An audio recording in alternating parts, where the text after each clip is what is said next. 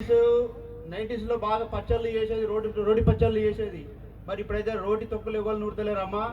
దయచేసి ఇక్కడ ఉన్న అమ్మలందరికీ కూడా దయచేసి మీరు వేడుకునేది ఏంటంటే రోటి పచ్చళ్ళు నూరాలి. ఏమిటంటే గ్యాస్ స్టిక్ అనిపించి ఫ్రై చేసి తింటే అలా ఏం బలం ఉండదు. కొంచెం మంచి చిన్నగా పచ్చళ్ళు కానీ, రోటి పచ్చళ్ళు కానీ, నువ్వుల పచ్చళ్ళు కానీ, తర్వాత రాములకాయలు ఉండేది. రాములకాయలు కూడా అంతరించిపోయినాయి. చిన్న టమాటా, చెర్రీ టమాటా అంటారు, అవి కూడా అంతరించిపోయినాయి.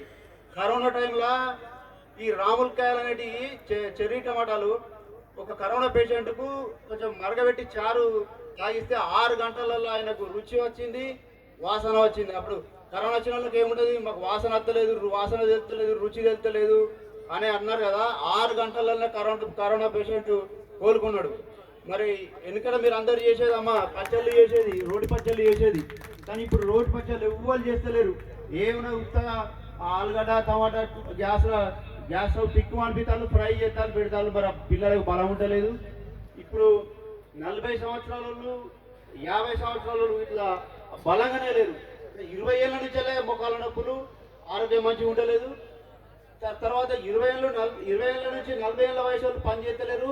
60 ఏళ్ళ నుంచి 10 ఏళ్ళు పని చేస్తారు. ఎందుకంటే వాళ్ళ బాధ్యతలు ఉన్నాయి కాబట్టి. ఈ మన ఎవరైతే యువత ఉన్నారో వాళ్ళు పని చేస్తలేరు. మనకు ఎంతో కొంత భూమి ఉన్నది, కొంచెం కూరగాయలు పెట్టుకోవచ్చు, విత్తనాలు తీసుకొని. ఏం పెట్టుకుంటలేరు. ఒడ్ల పట్ల కూడా ఏం పెట్టుకుంటలేరు. ఏంటంటే ఉడికిన అన్నం తినుడు, ఆ ఫ్రై చేసుకొని తినుడు. తర్వాత చికెన్లు, ఎందుకంటే గుడ్లు చికెన్లు చేయబట్టి కిడ్నీ పేషెంట్లు మన భారతదేశంలో ఎక్కువైతున్నాయి. తర్వాత ఇంకోటి ఫ్యాటీ లివర్ ఎక్కువైతుంది, లివర్ పేషెంట్లు బాగా ఎక్కువ అవుతారు.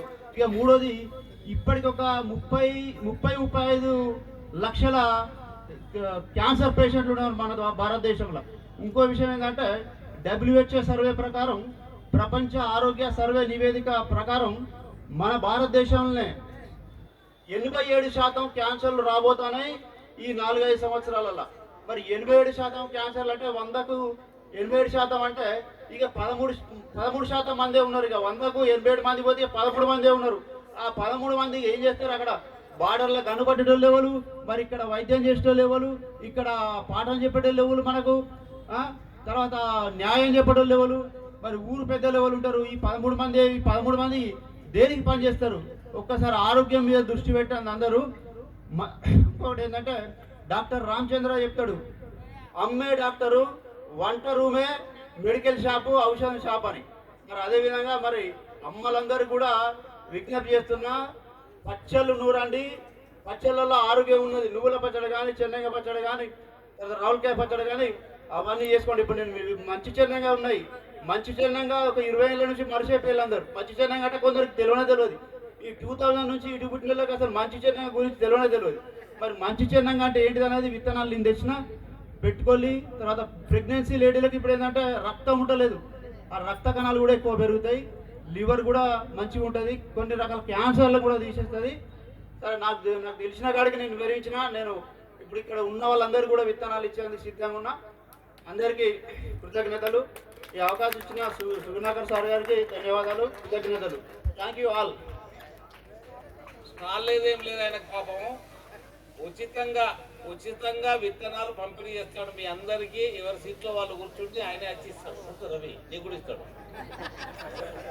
ఎవరి సీట్లో వాళ్ళే కూర్చుండి అందరికి ఇస్తాడు. ఆయన ఎంత పెద్ద గుణమో కొద్దిగా ఒకసారి గట్టిగా చప్పట్లు కొట్టాడు.